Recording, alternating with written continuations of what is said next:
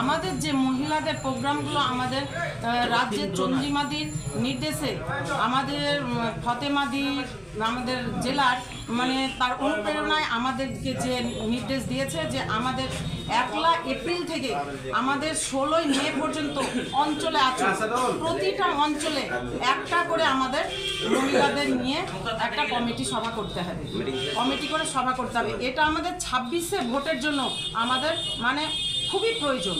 এবং আমাদের দেখুন যে আমাদের 1 এপ্রিল থেকে 16 মে পর্যন্ত যে আমাদের অঞ্চলে আচরণ শুরু হলো, তারপর আবার 16 মে থেকে একদম 30শে জুন পর্যন্ত আমাদের টানা কর্মসূচি চলবে।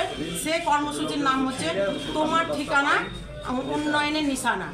এই আমাদের মহিলাদেরকে নিয়ে আমাদের পুরো টানা এই কর্মসূচিগুলো চলবে। এটুকুই আমি সবার সামনে, সকলের সামনে, আমাদের যে বুথ সভাপতি ও আমাদের মহিলারা যারা ছিল সকলের সামনে আমি এইটুকু তাদের তুলে ধরলাম।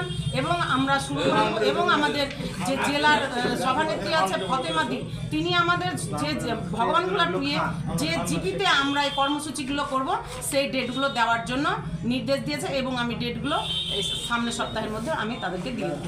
এটুকুই আমাদের বলা ছিল।